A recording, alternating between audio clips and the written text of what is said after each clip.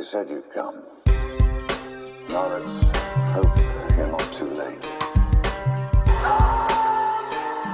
We know each other. He's a friend from work. Long talks. Long talks. Talk just a little bit, just for the sake of it. Say what you think of it. Long talks. Long talks. Talk just a little bit, just for the sake of it. Say what you think of it. Long talks. Long talks. Talk just a little bit, just for the sake of it. Say what you think of it. Welcome to Jumanji. Hello and welcome to episode number 72 of the Wulong Talks podcast. Hi, my name's Jason. I'm the host of the show, as you all know by now, although you may have forgotten me if you've been listening to our recent podcast. I'm sure you haven't forgotten me. I know you won't have forgotten me. But welcome to the Wulong Talks podcast. First of all, I'd just like to say, thank you so much to those of you who've been really patient with us during this period. It's been quite a difficult period, not in any bad way, don't get me wrong. Nothing terrible has happened. It's just been that life has been quite busy, and it's meant that we've had to make a lot of adjustments and move certain things around, and as a result of that, the kind of podcast recording fell to the wayside a little bit. So I do apologize for that, but we're trying to get everything back on track, and as we speak, myself and Rich are rescheduling things. And as you know, usually I'm joined by the Wrestling Kid, aka Rich Kid, but unfortunately I said life stuff and yada yada, you know how it goes.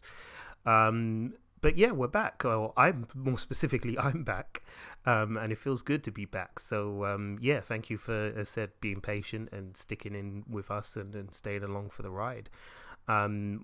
As said, Richard and I are kind of going through a process of trying to reschedule everything on the podcast, and we're hoping to kind of bring a bit more formality to how we record after a busy period for the both of us. And so that will be put into place for future episodes and things like that. So going forward, there should be more content for you, and we should be able to give you more of our views on things. And we're also looking at ways in which we can experiment as well, and try and bring you some different type of content, i.e.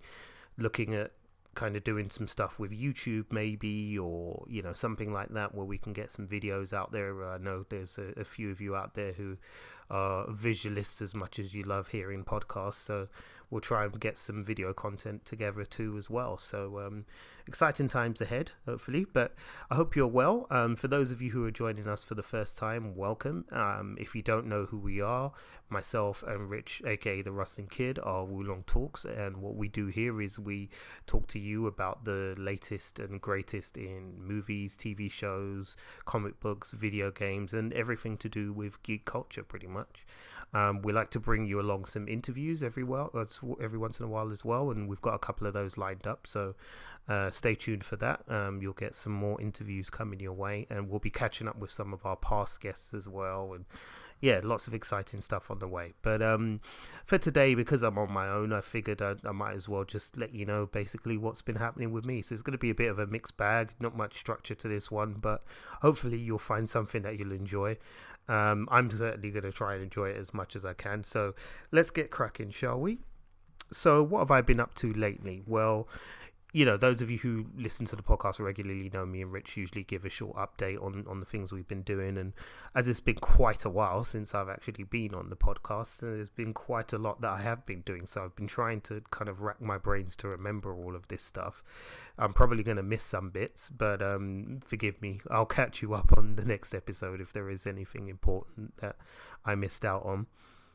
But the main thing I've been doing really is spending a lot of time with my little boy. And, I've spoken on previous podcast episodes, and I put out that little series of podcasts called Mad Bad Anime Dad, which is all about my adventures in anime with my little son, who is rapidly approaching his birthday, by the way. So by the time you hear this, we'll be celebrating his first year on Earth with us, which is just kind of mind-blowing for me, really. But yeah, we spend a lot of time watching anime together. I say watching because, you know, it's debatable as to how much attention an 11-month-old is paying to an anime, but he really does seem to be in love with the genre. I think it's partly because of all of the bright colours and the funky music and things like that really draw him in. But yeah, we do end up watching a lot of stuff together.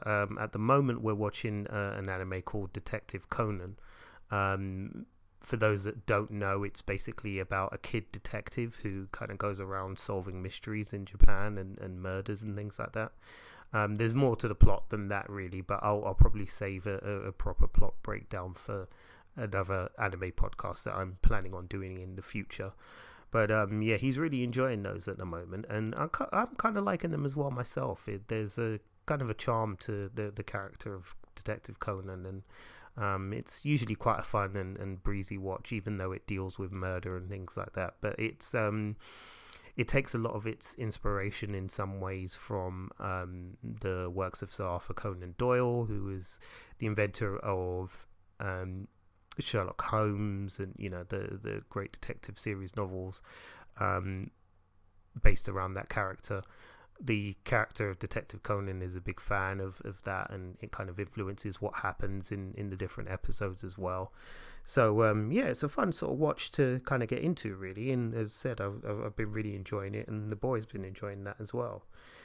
Aside from that, I managed to catch up on Food Wars and finish everything on Food Wars as well, and I'm patiently waiting for the new season to start. I'm not sure exactly when it's going to start. I mean, I know they made an official announcement, I think, for Valentine's Day, but I don't think it actually started.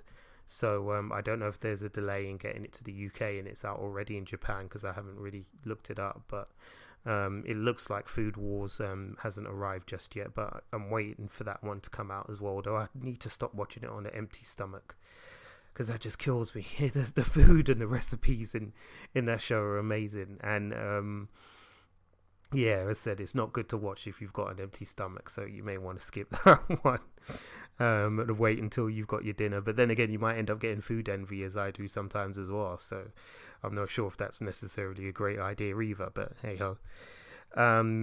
So Food Wars has been great. What else have I been watching? I've been catching up with My Hero Academia.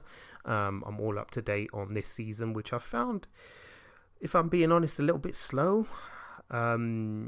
You know, apart from kind of the part of the story arc where the trainee heroes and some of the other heroes went to confront the Yakuza bad guys and to rescue Iri, the little girl. I kind of found it a bit slow, really. Like, they've really dragged out certain parts of the story. Like, you know, as I said, I'm up to date, and I won't spoil things for those who haven't seen everything yet on MHA, but you know, there's like a particular arc about a school fair that they're putting on, and it lasts for nearly 4 episodes, I think. And 2 of those episodes are literally just them planning, and in a way it's kind of good because it gives you some decent character beats and gives you an opportunity to kind of get to know the characters and to see them interacting with each other. But in other ways, it just feels like they're just trying to pad the story out, which is not a great look, to be honest. So yeah, not too sure about that. But I did get to go and see the movie that was released in cinemas for 2 days only, which was called Heroes Rising, and that was really a lot of fun. Sorry, excuse me. Yeah, that was a lot of fun. I really enjoyed that.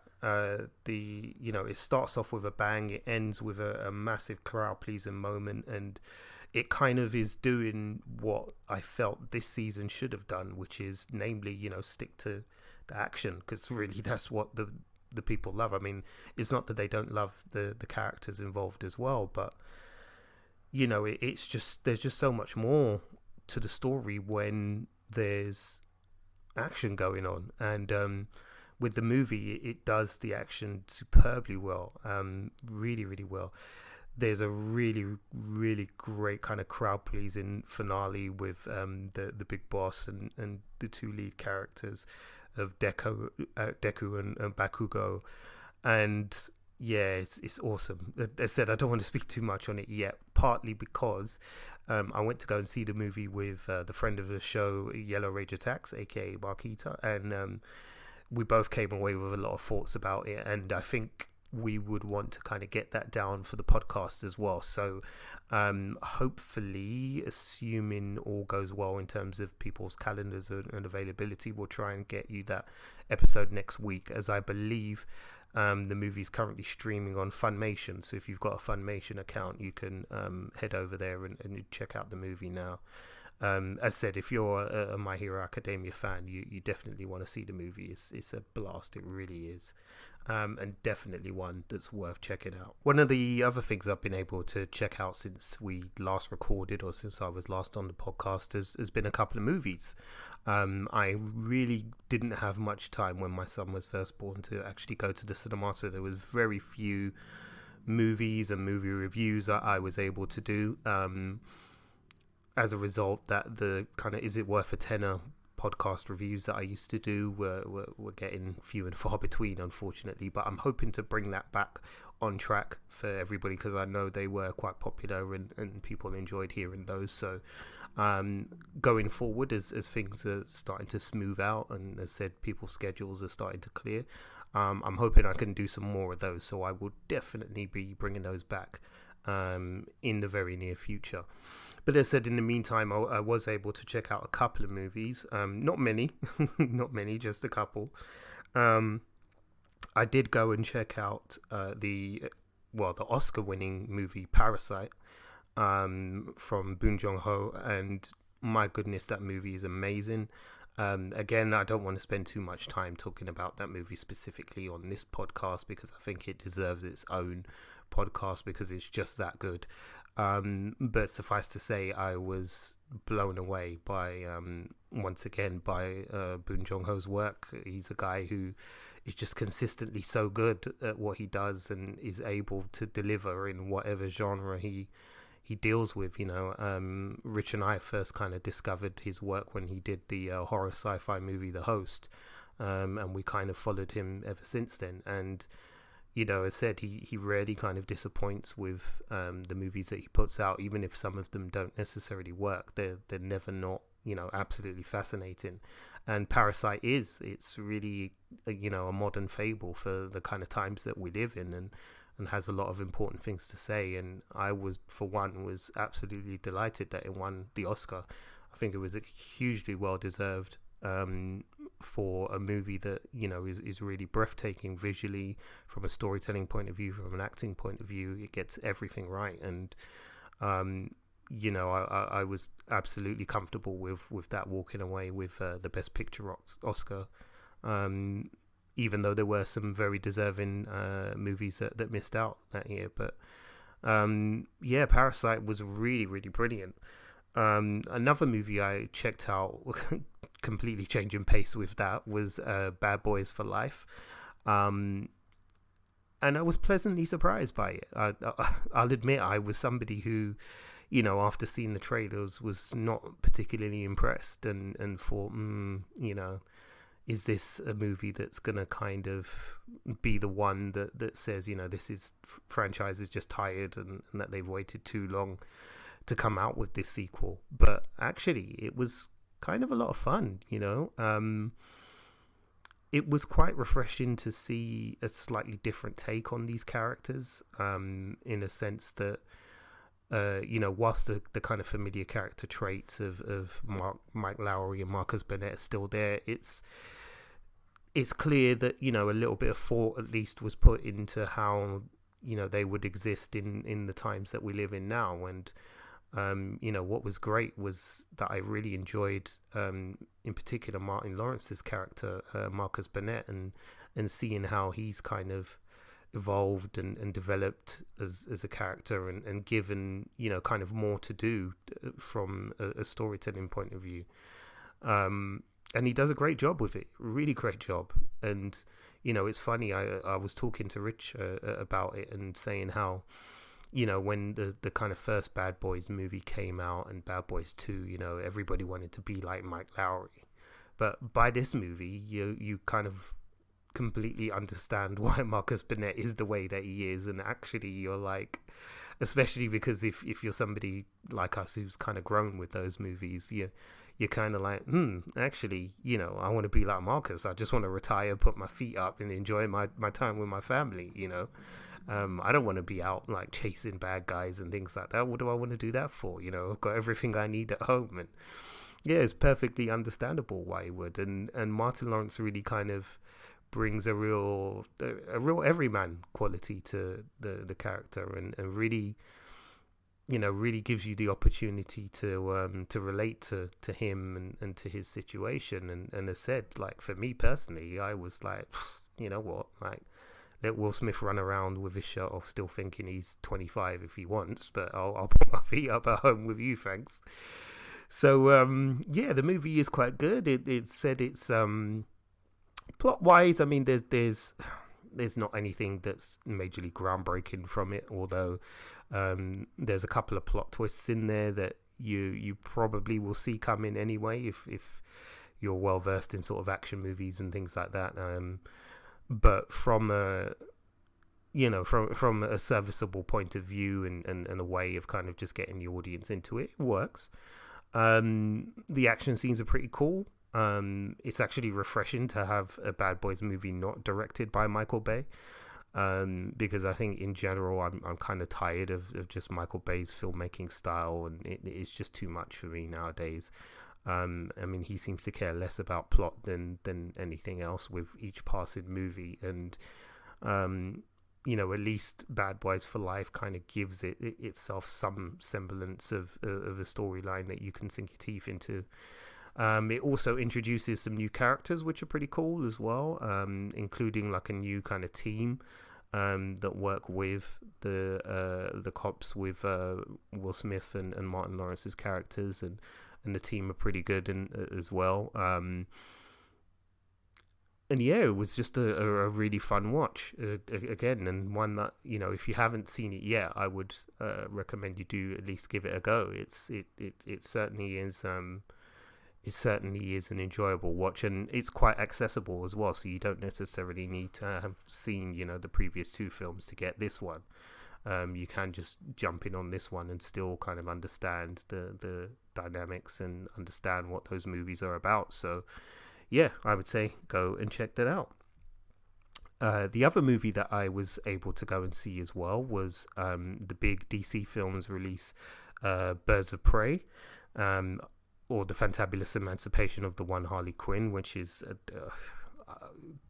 when they released that title, I never understood why they did that, because it just, yeah, it's a clever play on words, but you know, you're just confusing movie audiences with that personally, and it's too much for people to remember. I never understood why they didn't just call it Harley Quinn and the Birds of Prey, you know, which is nice and simple.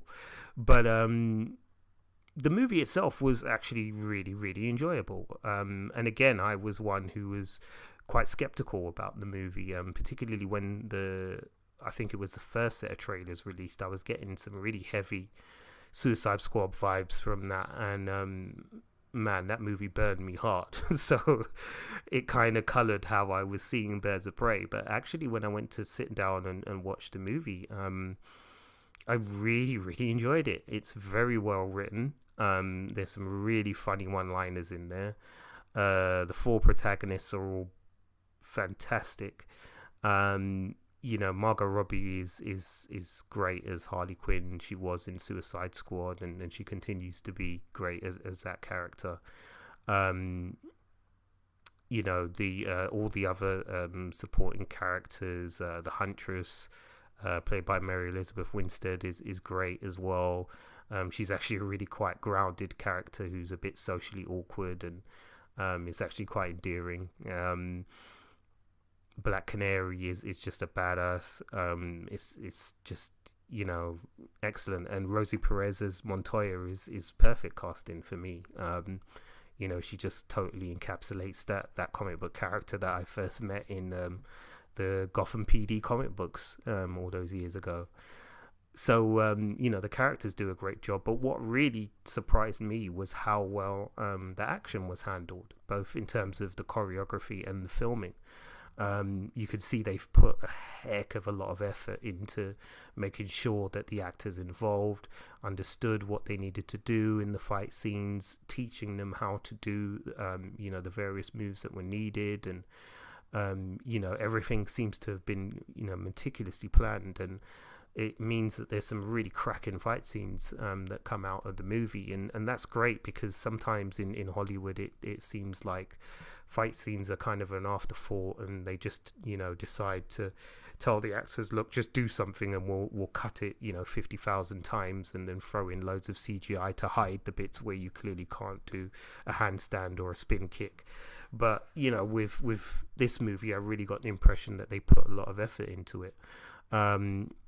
Somebody who worked on that was Richard Norton, who is a legend from the martial arts movie scene. So martial arts movie fans will definitely recognize that name. And he was somebody who was involved in that process, as well as Chad Stahelski, the director of the John Wick movies.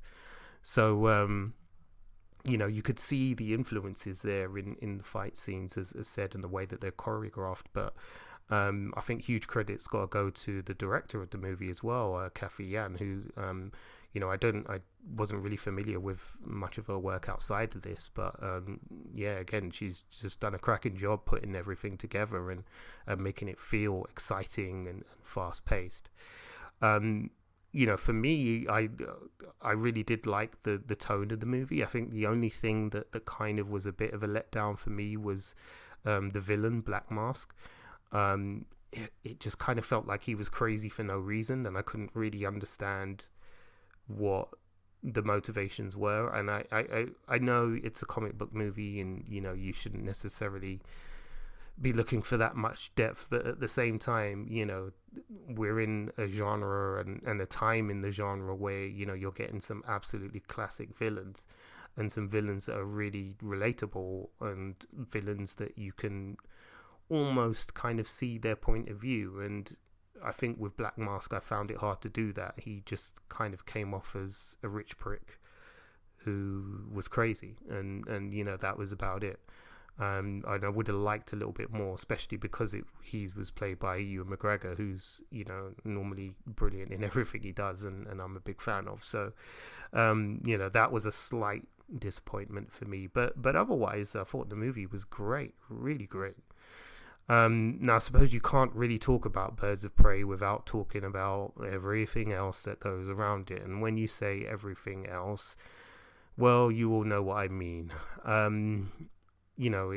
It feels like we kind of have these conversations all the time on the podcast now, and frankly it's getting a bit boring, but I'm just going to keep it brief and say that, as far as I'm concerned, any movie that gives me great characters, great dialogue, great action, looks good, sounds good, has a great soundtrack, is going to tick all my boxes, and I'm good. I'm having fun with that.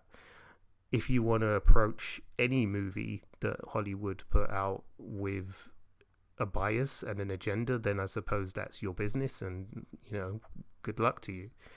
But I really get bored of reading these think pieces and seeing these editorials popping up here, there, and everywhere, where people are gleefully pointing out that the movie didn't do as well as it should have done, and it's because woke culture is destroying Hollywood, and blah blah blah blah blah blah blah. Is utter bollocks. I mean, there's clear and obvious reasons why the film perhaps didn't make as much money as it could have done, that have absolutely nothing to do with politics or agenda or anything else. And if you want to just apply even a modicum of common sense to your thought process, you'll see those things too. If you don't, then as I said, good luck to you, and sure, if that's the drum beat that you want to march to, then carry on your merry way, sir, but don't expect me to be following you down that road. I have no interest in kind of getting involved in agendas around any movie. I simply want to watch the movie and either enjoy it or not enjoy it. And if I don't enjoy it, I hope that I give you valid thematic reasons why I don't enjoy it. And that's what I will always endeavor to do. So yeah, like I said, it's a pile of bollocks, really. As far as I'm aware as well, having read and done a tiny bit of research around the movie, apparently it hasn't done as badly as some people have pointed out. Yes, it may have underperformed in the eyes of Warner Brothers expectations, but again, none of us are Warner Brothers executives, so until Warner Brothers themselves come out and say it's underperformed, then we can't really draw those conclusions. And besides, it's not like it's the first Warner Brothers movie to underperform. Like, let's be honest, they've got lots of track record there. So, I highly doubt there's anybody at the top of the company that is tearing their hair out at the fact that Birds of Prey didn't make $1 billion in a month. But yeah, as said, those things aside, I really enjoyed the movie. I would recommend it to anyone. I would also recommend it to any of you who are interested in kind of learning a bit more about this side of the DC universe, because it does dip a toe in there and give you a bit of background around kind of Gotham City and how the founding fathers of that city and how the dynamics within that city work, which are kind of cool.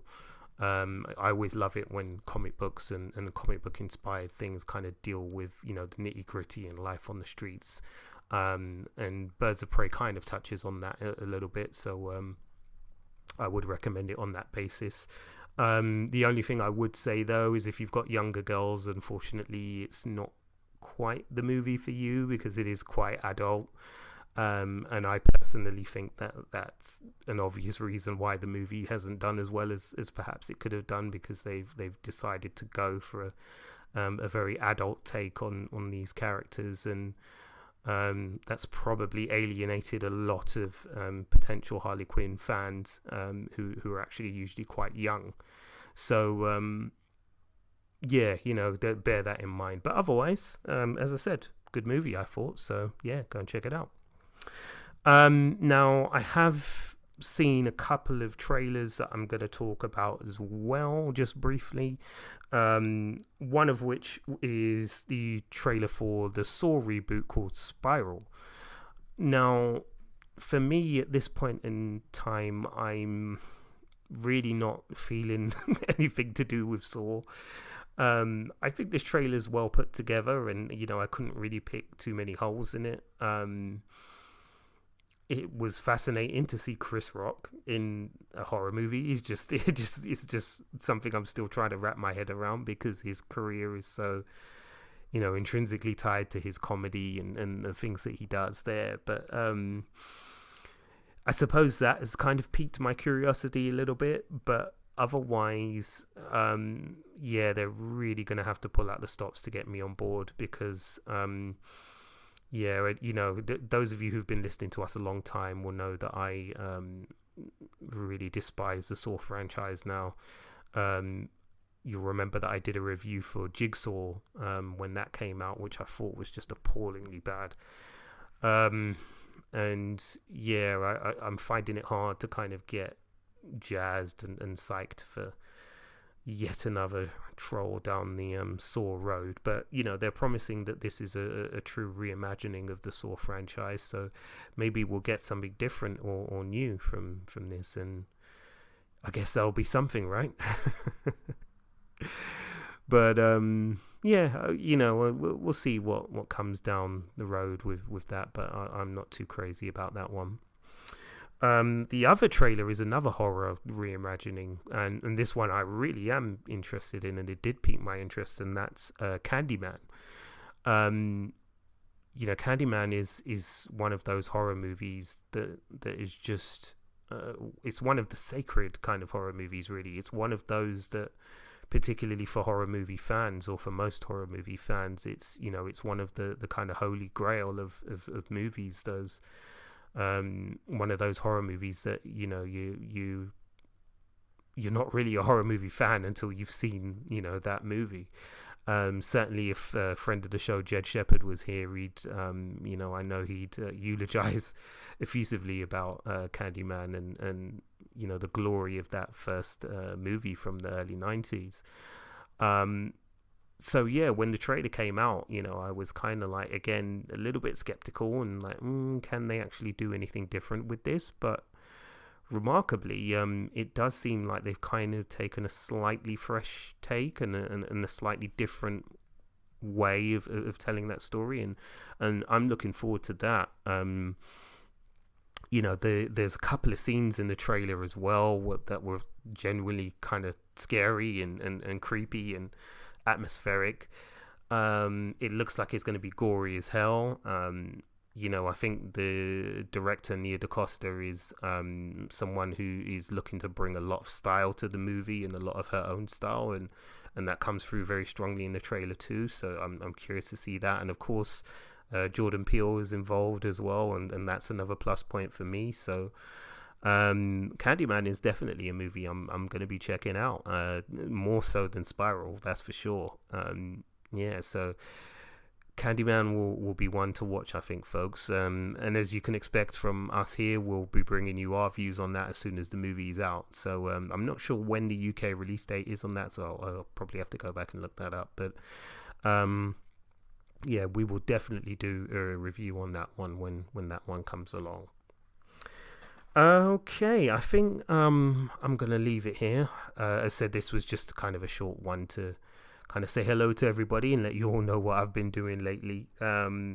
But Rich and I will be back again very soon, probably, hopefully within the next week or so. Again, assuming we can clear our calendars, then we should be back again within a week. And we have lots of things to talk about as well. We'll definitely be talking about all the information reveals surrounding the Batman. We'll be talking about Disney Plus coming up soon. There's a lot of information floating around about the Falcon and the Winter Soldier, and we love to kill it when it comes to the MCU, so definitely stick around for that as well. And loads more. We've got lots of gaming stuff to talk about. Richard's been killing it with the gaming lately. So he's got a lot of stuff he can share with you, and I've been gaming too. I know, crazy, right? But I managed to finish Yakuza 6, and I'm desperate to talk about the ending of that. And I started playing Judgment as well. So if any of you are fans of the game Judgment, make sure you stick around as well. Thank you for listening, and thank you for, as said, being patient with us. We really, really appreciate it. And it's great to know that so many of you have been inquiring about us and wondering where we are and things like that. And suffice to say, we're really touched. We're cool, and we're raring to get back on the Wulong Talks horse. That was a bit of a tongue twist. I struggled with that. Sorry. But we're definitely at a place where we're ready to get back into the swing of things. So keep them peeled. Thanks for listening. And said, you can check us out on Spotify, Wulong Talks. You can check us out on iTunes, all your favorite podcast places. And if you're listening to the end of the podcast as well, you'll get a little heads up on how to follow us on social media. Okay, that's going to do it from me because I'm rambling now. My throat's dry. So until next week, take it easy. Peace. Thanks for listening to us. If you're down with Wulong Talks, show some love by following us on Twitter, Facebook and Instagram at Wulong Talks. You can also find us online at www.wulongtalks.com or drop us an email at wulongtalkspodcast@gmail.com. We can also be found as part of the Britpod Scene Collective, and we're also officially E14 endorsed. Search for those hashtags to enjoy more content from us and from other great British podcasters.